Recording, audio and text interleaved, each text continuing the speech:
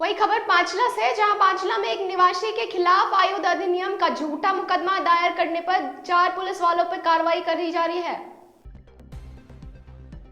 Osian police ने वर्ष 2015 में पांचला खुर्द निवासी सुरेंद्र भाटी तथा जोग सिंह चारण के विरुद्ध आयुध अधिनियम की धारा 3/25 के तहत प्रकरण दर्ज कर मुंसिफ मजिस्ट्रेट कोर्ट ओसियां में चालान पेश किया था।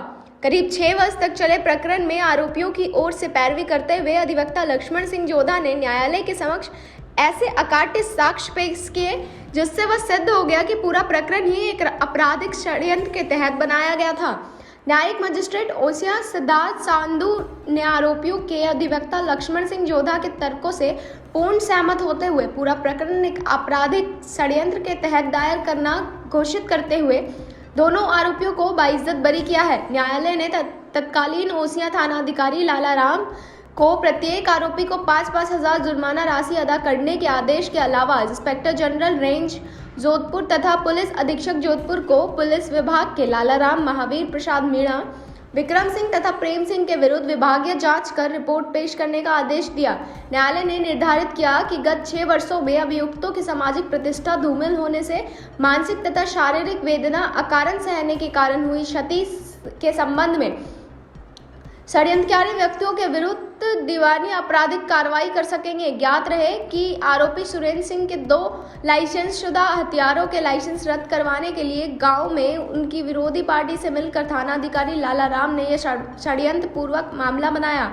महावीर प्रसाद ने कोर्ट बयान में स्वीकार किया कि पूरा प्रकरण एक षड्यंत्र के तहत उसकी जानकारी में लाकर बनाया गया था। लाला राम आर्मोर प्रेम सिंह से मिलीभगत करके कथित हथियार की अदला बदली कर दी तथा जिला मजिस्ट्रेट जोधपुर के समक्ष व्यक्तिगत उपस्थित होकर अभियोजन स्वीकृति प्राप्त की। इस प्रकरण में तत्कालीन थानाधिकारी लाला राम ने मुखबिर से सूचना मिलने से लेकर चालान तैयार करने तक की समस्त कार्रवाई स्वयं की थी। अधिवक्ता लक्ष्मण सिंह ने बताया कि सत्य की हमेशा जीत होती है और अधिवक्ता जोधा ने बताया कि पुलिस के षड्यंत्र को न्यायालय सिद्ध करने के लिए उन्होंने कड़ी से कड़ी जोर कर साक्ष्य पेश किए जिससे पुलिस की कारस्तानी उजागर हो गई। वहीं दौसा से इस वक्त की बड़ी खबर आ रही है, जहां 2 पुलिस निरीक्षक को निलंबित कर दिया गया है। जी हां, बीजू जॉर्ज जोसेफ जो एडीजी विजिलेंस ने इन 2 को सस्पेंड कर दिया है। युवती के ऑनर किलिंग से ये मामला जुड़ा हुआ है जिसमें पूर्व महिला थाना एसएचओ लोकेंद्र सिंह और पूर्व कोतवाली इंचार्ज सुगंध सिंह को सस्पेंड कर दिया गया है। जांच प्रस्तावित के लिए इनको सस्पेंड कर दिया गया। आज जयपुर में लायंस क्लब दिल्ली वेज द्वारा उत्कृष्टता उद्यमी सम्मान समारोह का आयोजन किया गया। जयपुर में 6 मार्च को राज्यपाल कलराज मिश्र ने उद्यमियों का आह्वान किया है और वे नवाचार के माध्यम से उत्कृष्टता हासिल करते हुए देश की अर्थव्यवस्था को सुदृढ़ करने में अपना योगदान दें। मिश्र ने शनिवार को एक होटल में लायंस क्लब दिल्ली वेस्ट द्वारा आयोजित उद्यमी उत्कृष्टता सम्मान समारोह में संबोधित कर रहे थे। उन्होंने सम्मानित होने वाले उद्यमियों को बधाई देते हुए उनसे राजस्थान में निवेश को बढ़ावा देने का आह्वान किया है। उन्होंने कहा है कि क्षेत्र विशेष में उपलब्ध संसाधनों का समुचित उपयोग करते हुए उद्यमी प्रदेश में नवीन उद्योगों की स्थापना के लिए आगे आएंगे। उन्होंने वोकल फॉर लोकल के तहत प्रदेश में लघु एवं मध्यम उद्योगों को प्रोत्साहित किए जाने पर भी जोर दिया है। राज्यपाल ने देश की अर्थव्यवस्था में राजस्थान के उद्यमियों की भूमिका की चर्चा करते हुए कहा कि जहां जहां मारवाड़ी उद्योग के लिए पहुंच रहे हैं वहां विकास हुआ है। उन्होंने उनसे नवाचारों के जरिए युवाओं के लिए रोजगार के नए अवसर सृजित किए जाने का भी आह्वान किया है। उन्होंने प्रधानमंत्री नरेंद्र मोदी के आत्मनिर्भर भारत की चर्चा करते हुए युवाओं में उद्यमिता की प्रसार को बढ़ावा दिए जाने पर जोर दिया है। मिश्र ने मनुष्य के 4 ऋणों की चर्चा करते हुए कहा कि उन्हें उत्तीर्ण तभी हो सकते हैं जब केवल अपने लिए नहीं बल्कि संपूर्ण मनुष्यता के लिए कल्याण की सोच रखते हुए कार्य किया जाए। उन्होंने लायंस क्लब दिल्ली वेस्ट द्वारा शाकाहारी भोजन और शाकाहारवाद के लिए कार्य करने के लिए ही क्लब द्वारा समाज में वंचित वर्गों विशेषकर बच्चों और महिलाओं के उत्थान के लिए कार्य किए जाने की सराहना भी की है। राज्यपाल ने पूर्व में 45 उद्यमियों की उत्कृष्टता पुरस्कार को सम्मानित किया। उन्होंने उपस्थित जनों को संविधान, उद्देश्य एवं मूल कर्तव्यों का वाचन भी करवाया। जयपुर के सांसद श्री रामचरण बोहरा ने सम्मानित उद्यमियों को बधाई दी। लॉयंस क्लब दिल्ली वेज के चार्टर अध्यक्ष लायन गौरव गुप्ता ने क्लब की गतिविधियों के बारे में विस्तार से जानकारी दी। इस अवसर पर क्लब के अध्यक्ष और बीकानेर वाला ग्रुप के निर्देशक Shri Navratna Agarwal, zonal chairman doctor Vinod K Verma, कार्यक्रम के सह आयोजक नेहा सिंह तथा विभिन्न देशों के राजदूत आदि उपस्थित थे। जैसलमेर के कैबिनेट मंत्री शाले मोहम्मद आज बड़ी सौगात देंगे। अल्पसंख्यक बालिकाओं को छात्रावास का करेंगे वो शिलान्यास। आज पॉलिटेक्निक कॉलेज के समीप ही वो शिलान्यास करेंगे और शिलान्यास कार्यक्रम में जनप्रतिनिधि व गणमान्य नागरिक मौजूद रहेंगे। वहीं दौसा जिले के बांदीकुई में आज राजकीय उच्च माध्यमिक विद्यालय में हर वर्ष की भांति इस वर्ष भी वार्षिकोत्सव बड़ी धूमधाम से मनाया गया। दौसा जिले की पंचायत समिति बांदीकुई में स्थित राजकीय उच्च माध्यमिक विद्यालय अनंतवाड़ा में हर वर्ष भांति इस वर्ष भी वार्षिकोत्सव कार्यक्रम मनाया गया, जिसमें भामाशाह प्रतिभाशाली छात्र छात्राओं सहित 100% परिणाम देने वाले छात्रों को सम्मानित भी किया गया। इसी दौरान ग्राम पंचायत क्षेत्र के सभी अभिभावकों व नागरिकों को बुलाया गया। शिक्षक वेद प्रकाश सेठी ने वाटर कूलर व पूर्व सरपंच राजेंद्र लाटा द्वारा आरओ लगाने की भी घोषणा की गई। बालकों ने रंगारंग सांस्कृतिक कार्यक्रमों की प्रस्तुति भी दी। इस मौके पर सेवानिवृत्त शिक्षा अधिकारी श्री प्रेमचंद अरोड़ा, श्री हरिराम सैनी, फतेह सिंह राजपूत, नवल सिंह राजपूत, लल्लू राम सैनी, चंद्रभान शर्मा, रामनारायण सैनी सहित पंचायत क्षेत्र के सभी प्रधान मौजूद रहे। प्रधानाचार्य श्री अशोक मीणा ने सभी का माला व साफा पहनाकर स्वागत भी किया। वहीं श्री विजयनगर में किसानों ने सिंचाई विभाग के चीफ इंजीनियर को 22 घंटे से बंधक बना रखा है। मिली जानकारी के अनुसार किसान नेता रणवीर सिंह सेखों ने ये जानकारी दी है कि उन्होंने सिंचाई विभाग के चीफ इंजीनियर को बंदी बना रखा है। वही खबर ओसिया से, जहां पलक झपकते ही मौत सामने से निकल गई, बाल बाल जान बची है। देखिए ये घटना का लाइव वीडियो। ओसिया में जाको राखे साइयां मार सके न कोई, ये कहावत एक बार फिर सच साबित हुई है। मामला जोधपुर जिले के ओसिया थाना का है। यहाँ फलौदी स्टेट हाईवे पर ओसिया की सच्चिया माता मंदिर के पास शनिवार दोपहर को एक भीषण सड़क हादसे में बाइक सवार युवक बाल बाल बचा। यहाँ कबूतर चौक चौराहे पर एक वैन ने तेज रफ्तार से एक ऑटो रिक्शा को जोरदार टक्कर मारी और इससे ऑटो उछलकर दूर जा गिरी, लेकिन वहीं बीच रास्ते में आया बाइक सवार बाल बाल बच गया। इस दुर्घटना का एक सीसीटीवी फुटेज अब सामने आया है। इस वीडियो पूरा घटनाक्रम कैद है और इसी को देखकर लगता है कि जाको राके साइया मार सके ना कोई। दरअसल स्पीड ब्रेकर नहीं होने के चलते यहाँ आए दिन दुर्घटनाएं होती रहती हैं। वाहन चालक तेज गति से आते हैं, लेकिन अचानक चौराहे पर मोड़ पर वो असंतुलित होकर दुर्घटना को अंजाम दे बैठते हैं। वही खबर ओसिया से, जहां नवनिर्वाचित सरपंच ने अपने कार्यकाल का पहला कार्य किया है। प्रतापनगर में उन्होंने पानी पहुंचाने का काम किया है, जिसके बाद ग्रामीणों ने उनका स्वागत सत्कार किया। ओसिया में नवनिर्वाचित सरपंच श्रीमती संतोष कंवर प्रतिनिधि ओम सिंह भाटी अपने कार्यकाल का पहला कार्य ओसिया में प्रतापनगर पानी पहुंचाया। इस खुशी में ग्रामीणों ने उनको स्वागत सम्मान समारोह रखा। इस अवसर पर सरपंच प्रतिनिधि ओम सिंह भाटी ने विश्व गुरु भारत गौरव मानव मात्र धर्म शास्त्र यथार्थ गीता रचयिता परमहंस स्वामी श्री अड़गानंद जी महाराज के जन्मभूमि पर पानी की प्याओं के लिए 21,000 रुपए राशि संपूर्ण की। इस अवसर पर सरपंच प्रतिनिधि ओम सिंह भाटी का ग्रामीणों ने कैमल पर बैठाकर ढोल थाली बजाकर स्वागत किया और आभार जताया। खबर अनूपगढ़ से आ रही है, जहां विजयनगर के बाद अब अनूपगढ़ में भी आईजीएमपी में सिंचाई पानी की मांग को लेकर किसानों में आक्रोश बढ़ गया है। किसान कल सुबह बीएसएफ की पुलिया के पास चक्का जाम करेंगे। कल सुबह 11 बजे से शुरू होगा ये अनिश्चितकालीन चक्का जाम, जिसमें किसानों ने गांव में जनसंपर्क भी शुरू कर दिया है। वही खबर 12 से आ रही है, जहां एक 16 साल की नाबालिग लड़की के पिता ने जबरदस्ती शादी कर दी और पति उसे मारता था और ससुर की उस पर बुरी नजर थी। इस घटना को लेकर उस पीड़िता ने एसपी से गुहार लगाई है। आइए जानते हैं क्या है ये पूरा मामला। हिंदू जागरण मंच के राष्ट्रीय अध्यक्ष महेश खुराना ने कहा कि एक तरफ जहां महिला दिवस की तैयारियां की जा रही है। वहीं दूसरी ओर एक नाबालिग बच्ची जिसकी शादी उसके पिता ने जिला नीमच ने राजस्थान के बोरदा जिले चित्तौड़गढ़ में शिवलाल मालव के पुत्र नारायण मालव से हिंदू रीति रिवाज से कर दी। अब वह नाबालिग लड़की दर दर की ठोकरें खा रही है। नाबालिग लड़की ने कहा कि मैं शादी नहीं करूंगी, लेकिन जबरदस्ती मेरे पिता ने 16 साल की उम्र में आटे साटे में 2019 में सम्मेलन में शादी कर दी। जब मैं टारकदा अपने ससुराल गई तो मेरे पति यारों दोस्तों को बुलाता था और मेरे से शराब का पैक बनवाता था। जब मैं मना करती थी तो मेरे पति मेरे को मारता था। जब मैं ससुर को इस बारे में बताया तो मेरे ससुर ने मेरे पति को समझाने के बजाय मेरा हाथ पकड़ लिया। मैंने मेरे हाथ जैसे तैसे छुड़ाया और वहाँ से भाग छूटी। मैंने मेरे पिताजी को भी बताया, लेकिन मेरे पिताजी ने भी कहा कि तुझे वहीं रहना है, वहीं मरना है।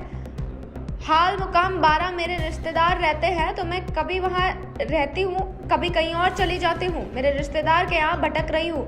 खुराना ने कहा कि कोई भी राज्य व जिला हो, वह किसी भी राज्य व जिले में रहता हो, वह अपनी घटना की किसी भी थाने में 0 पर मामला दर्ज करवा सकता है। आज एक पीड़िता को लेकर खुराना 12 महिला थाने पहुंचे। डीआईओ और थानाधिकारी ने कहा कि जहां की घटना है वहां के जिले में मामला दर्ज होगा।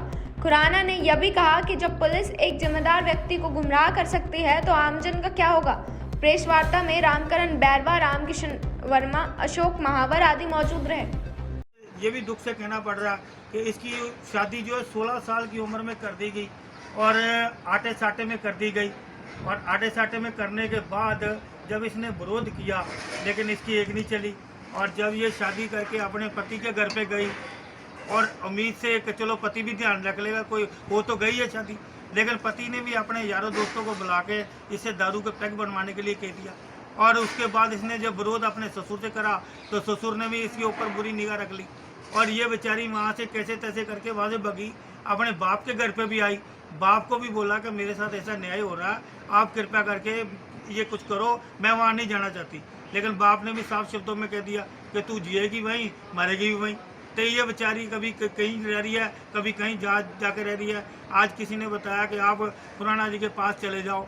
ऐसे मैं ये कह रहा हूँ कि खुराना तो एक ही है, ऐसे कई राजस्थान के अंदर कई ऐसी लड़कियाँ, कई ऐसी औरतें हैं जो आज बेचारी इंसाफ के लिए दर बदर के टोकरे खा रही हैं, जिनको पता नहीं है कि पुलिस थाने में कैसे जाना, जिनको पता नहीं है। आज हमारे विजय साहब ने बात एक बहुत बड़ी कही कि अगर वहाँ पे रिपोर्ट दर्ज नहीं हो सकती तो 12 जिले से 0 FIR भी कट सकती है। बिल्कुल सही कहा इन्होंने, क्योंकि पहले भी एक बार मैंने कटवाई थी कटवाली में, तो ये कट सकती है। मेरे दिमाग से भी निकल गया और मैं अभी महिला थाने में जाके इसकी 0 नंबर की FIR कटाऊँगा और इनके जो परिजन है या इनके जो पति है, जो इनका ससुर है, उनको यहाँ 12 में बुलाएं और कार्रवाई करवाओ।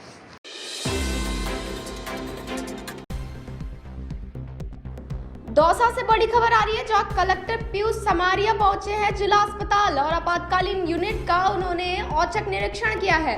व्यवस्थाओं को जांचकर जिला कलेक्टर ने PMO डॉक्टर दीपक शर्मा भी साथ थे। वही खबर गडरा रोड से, जहां ग्राम पंचायत द्वारा लाइट का बिल नहीं जमा किए जाने की वजह से विद्युत विभाग द्वारा कनेक्शन काट दिया गया। राजस्थान के पश्चिमी बाड़मेर जिले के उपखंड गडरा रोड के मुख्यालय ग्राम पंचायत गडरा रोड कस्बे की मार्केट में पिछले 3 दिन से ग्राम पंचायत गडरा रोड के विद्युत बिल बकाया होने के कारण मार्केट की रोड लाइट का कनेक्शन विद्युत विभाग के कर्मचारियों ने काट दिया है, जिसके चलते पिछले 3 दिन से गडरा रोड कस्बे की मार्केट में अंधेरा ही अंधेरा छाया रहता है।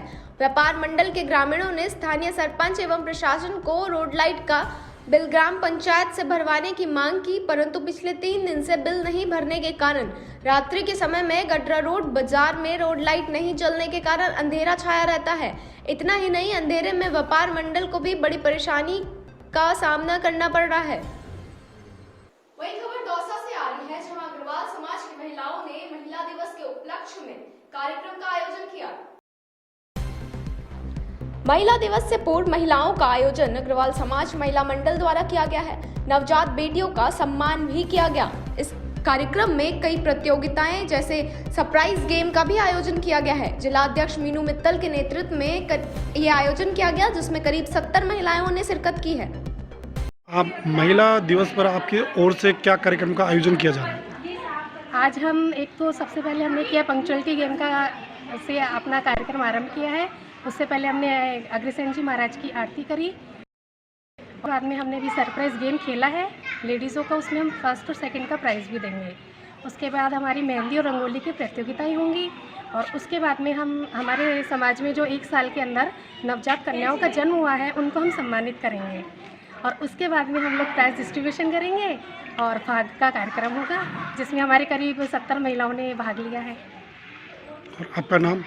मेरा नाम मीनू मित्तल है, मैं महिला मंडल की अध्यक्ष हूँ। वही खबर गडरा रोड से, जहां उच्च प्राथमिक विद्यालय लालासर का आज वार्षिकोत्सव बड़ी धूमधाम से मनाया गया। बाड़मेर जिले की पंचायत समिति गडरा रोड के राजस्व गांव लालासर में राजकीय उच्च प्राथमिक विद्यालय लालासर में वार्षिक उत्सव धूमधाम से मनाया गया। वार्षिकोत्सव में गडरा रोड पंचायत समिति के प्रधान सलमान खान की अध्यक्षता में आयोजित किया गया। वार्षिक उत्सव में सांस्कृतिक कार्यक्रम एवं विद्यालय में उत्कृष्ट कार्य करने वाले समाज सेवी एवं शिक्षकों को सम्मानित भी किया गया। वहीं विद्यालय में प्रथम स्थान पाने वाले विद्यार्थियों को भी पुरस्कार वितरण किया गया। इसी मौके पर ग्राम पंचायत खानयानी के सरपंच प्रतिनिधि मौसम खान, लतीफ खान, जमाल खान, सुमार खान सहित प्रधानाचार्य एवं शिक्षक मौजूद रहे। वही खबर बांदीकुई से, जहां विधायक जीआर खटाना का प्राथमिक स्वास्थ्य केंद्र को सामुदायिक स्वास्थ्य केंद्र बनाने के लिए उनका भव्य स्वागत सत्कार किया गया। आज बांदीकुई के लोकप्रिय विधायक जीआर खटाना ने हाल ही में आभानेरी में प्राथमिक स्वास्थ्य केंद्र को सामुदायिक स्वास्थ्य केंद्र में क्रमोन्नत करवाने पर विधायक खटाना का आभानेरी ग्राम वासियों की ओर से 51 किलो की फूल माला पहनाकर एवं स्मृति चिन्ह देकर भव्य स्वागत किया गया। विधायक खटाना ने कहा कि इससे आपके पास दर्जनों गांव को चिकित्सा सुविधाओं का लाभ मिलेगा। वहीं आने वाले समय में आभानेरी में विकास कार्य में कोई कसर नहीं छोड़ूंगा। वहीं आभानेरी जो कि एक पर्यटन स्थल है, इसकी पूरी विश्व में पहचान करवाई जाएगी। वहीं आने वाले समय में आभानेरी में उप तहसील खुलवाने के प्रयास करूंगा। वहीं पानी के लिए आभानेरी में मैं 14 लाख रुपए की लागत से सोलर पॉइंट लगवाया था तथा शीघ्र ही एक और सोलर पॉइंट लगवाया जाएगा। इस दौरान ब्लॉक अध्यक्ष तेज सिंह, नगर अध्यक्ष Ashok Kaat, block CMHO Ashok Singh, IT cell के पूर्व जिलाध्यक्ष नरेंद्र बैंसला, भगवत बासड़ा, गुंठल कांवर, जगदीश सैनी, गोपाल पंडित, रामधन, रूप सिंह पीलवाल, राम सिंह महाना, मुकेश माल, आभानेरी, हरदयाल, अमर सिंह महाना, सुखदेव विश्राम, राजेंद्र सिंह सहित अन्य लोगों ने उनका स्वागत किया। वहीं इससे पहले विधायक खटाना ने कोलाना में सोलर पॉइंट का उद्घाटन। इस दौरान नगरपालिका अध्यक्ष इंदिरा बैरवा, ब्लॉक अध्यक्ष जयसिंह बैरवा सहित अन्य लोग मौजूद रहे।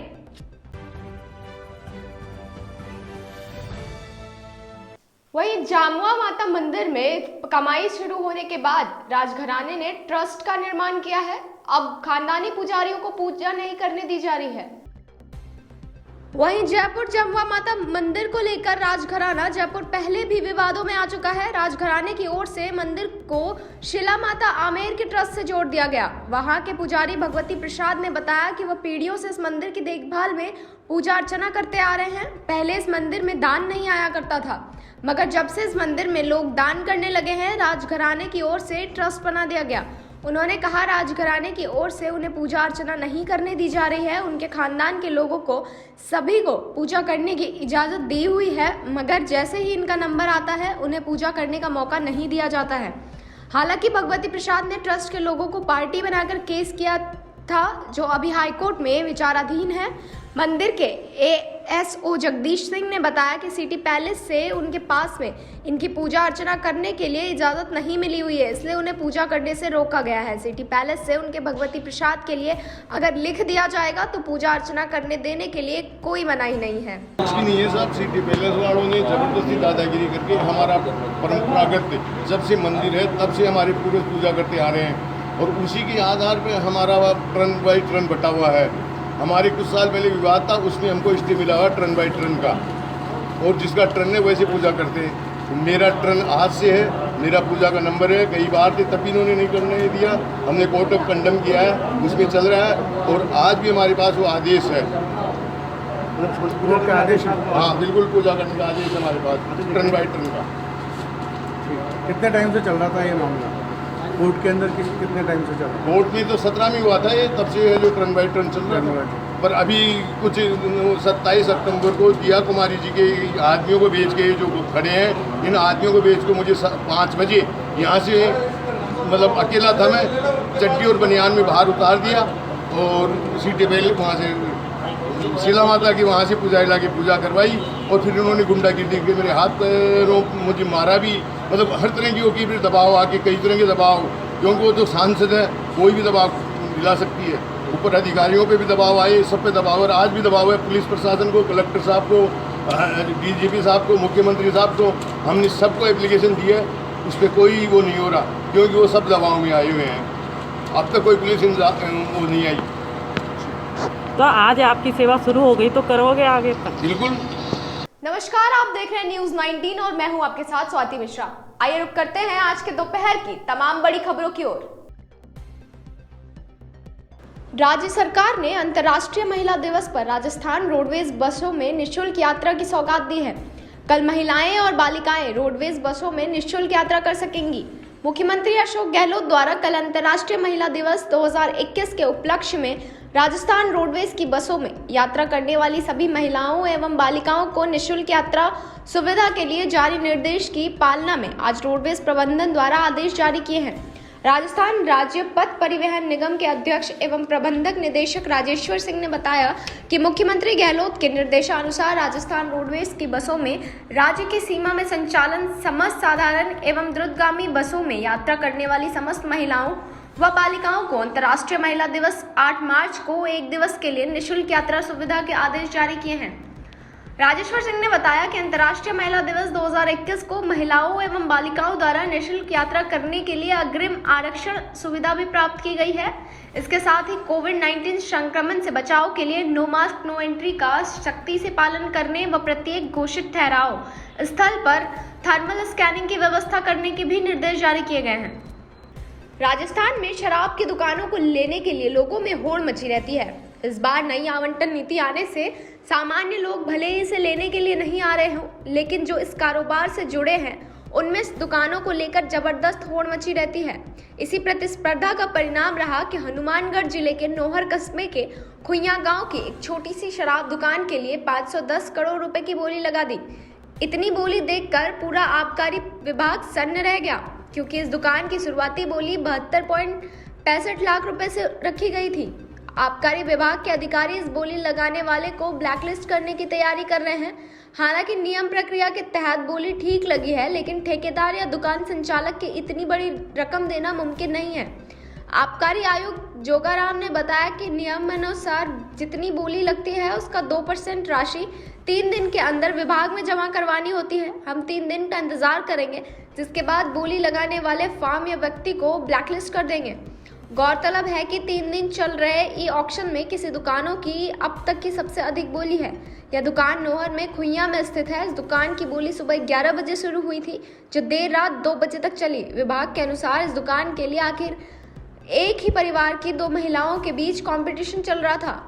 आखिर ये दुकानें 510 करोड़ में किरण कंवर के नाम महिला ने अपने नाम से उठाई। विभाग ने सफल बोलीदाता महिला को 2% राशि जमा करवाने का डिमांड नोटिस जारी कर दिया है। पैसे जमा नहीं करवाने पर विभाग आबकारी एक्ट के तहत कार्रवाई करेगा। पूर्व मुख्यमंत्री वसुंधरा राजे ने आज से 2 दिन का देव दर्शन अभियान शुरू किया है। राजस्थान यूपी बॉर्डर पर पूछड़ी के लोटे में देव दर्शन अभियान की शुरुआत में समर्थकों को संबोधित किया। वसुंधरा राजे ने आगे राजस्थान में सक्रिय होने के संकेत और पार्टी में विरोधी खेमे को भी मैसेज दे दिया है। राजे के 2 बयानों की सियासी हलकों में जबरदस्त चर्चा है। पहला बयान, राजमाता विजय राजे सिंधिया के रग-रग में भाजपा और राष्ट्रभक्ति थी। मैं उन्हीं राजमाता विजय राजे सिंधिया की बेटी हूँ। और राजे ने इस बयान के जरिए पार्टी में अपने विरोधियों को उसके परिवार का जनसंघ से लेकर भाजपा की मजबूती में दिए योगदान को याद दिलाने से जोड़कर देखा जा रहा है। इसके जरिए विरोधियों को यह भी जताया जा रहा है कि भाजपा को मजबूत करने और राष्ट्रवाद की विचारधारा को पोषित करने में उनके और उनके परिवार को भी योगदान कम नहीं है। वहीं उन्होंने दूसरा बयान दिया है कि मैं आज गिरिराज भगवान के सामने प्रार्थना करती हूं कि वो हमें ताकत दे। 2 हिस्सों में बटी हुई गहलोत सरकार को मिलकर उखाड़ने का काम हम करेंगे। राजे का ये बयान उनके राजस्थान की राजनीति में सक्रिय रहने का संकेत है। मतलब अब वो राष्ट्रीय उपाध्यक्ष की जिम्मेदारी होने के बावजूद राजस्थान में लगातार सक्रिय रहेंगी। पिछले दिनों भाजपा प्रदेशाध्यक्ष सतीश पूनिया ने कहा था कि राजे की भूमिका राष्ट्रीय लेवल पर तय कर दी गई है, लेकिन राजे के आज के बयान से साफ है कि राजस्थान में ही मुख्य धारा की राजनीति करेंगी। आगे अब भाजपा में राजे और विरोधी खेमे के बीच वर्चस्व की लड़ाई होना तय माना जा रहा है। केरल और महाराष्ट्र से राजस्थान आने वाले लोगों की तरह पंजाब, हरियाणा, मध्य प्रदेश और गुजरात से प्रदेश में आने वाले के लिए 72 घंटे पूर्व कोरोना वायरस के RT-PCR टेस्ट की नेगेटिव रिपोर्ट दिखाना अनिवार्य होगा। पड़ोसी राज्यों में कोविड-19 का संक्रमण फिर से बढ़ने के दृष्टिगत यह निर्णय लिया गया है।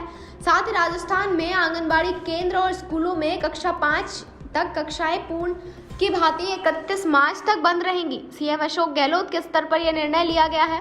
गहलोत ने कहा कि हम कोरोना से जीती जंग कहीं हार न जाएं, इसलिए सभी सावधानियों का पालन करना होगा।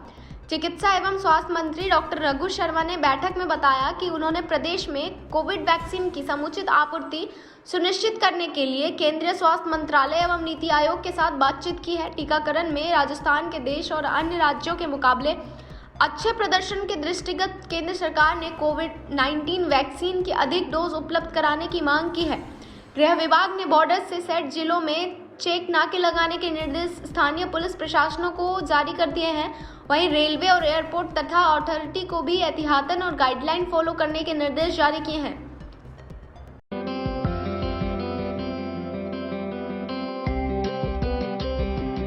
नमस्कार, स्वागत है आपका न्यूज 19 में। मैं पुलकित सक्सेना आप लोग के साथ। आइए एक नजर डालते हैं न्यूज 19 के सुबह सवेरे की। आज़ादी के 75 साल पूरे होने का दिल्ली में धूमधाम से जश्न मनाने की तैयारी शुरू हो चुकी है। आज़ादी के इस जश्न के दौरान पूरी दिल्ली को तिरंगे से सजाने की तैयारी है। दिल्ली के मुख्यमंत्री अरविंद केजरीवाल की आप सरकार नई दिल्ली में तिरंगा फहराने की तैयारी की योजना बना रही है। बताया जा रहा है कि कैनॉट प्लेस में जिस तरह से विशाल झंडा लगाया गया है, उसी तरह से दिल्ली के चारों ओर ऐसा ही झंडा लगाने का मास्टर प्लान तैयार किया जा रहा है। देश में एक बार फिर कोरोना वायरस संक्रमण का खतरा बढ़ने लगा है। हर दिन कोरोना संक्रमित मरीजों का आंकड़ा बढ़ता ही जा रहा है। स्वास्थ्य मंत्रालय की ओर से जारी आंकड़ों के मुताबिक कोरोना वायरस के नए मामले सामने आने के बाद देश में कोरोना संक्रमित मरीजों की संख्या 1,12,10,799 हो गई है। बता दें कि पिछले 24 घंटों में कोरोना वायरस संक्रमण के 18,711 नए मामले सामने आए हैं, जबकि 100 लोगों की मौत भी हुई है। बिहार में अफसरों के रवैये से परेशान नेता को अब कुछ सहूलियतें मिलने वाली है। जी हाँ, बिहार विधानसभा ने प्रदेश के ब्यूरोक्रेट्स के नई गाइडलाइन जारी की है। इसके तहत अफसरों को साफ शब्दों में निर्देश दिया गया है कि वो सांसदों और विधायकों के साथ ठीक से व्यवहार करें। सरकारी दफ्तर में सांसद और विधायक के आते ही अफसरों को उनके सम्मान में खड़ा होना होगा। यह सब बिहार विधानसभा में विधायकों द्वारा बिहार के ब्यूरोक्रेट्स के रवैये पर उठाए गए सवाल के बाद विधानसभा अध्यक्ष विजय कुमार सिन्हा के निर्देश का असर माना जा रहा है। विराट कोहली की अगुवाई में टीम इंडिया ने इंग्लैंड को 4 टेस्ट मैचों की सीरीज में 3-1 से मात देकर वर्ल्ड टेस्ट चैंपियनशिप के फाइनल में जगह बना ली है। टीम ने चैंपियनशिप में कुल 6 सीरीज खेली और 5 में जीत दर्ज की।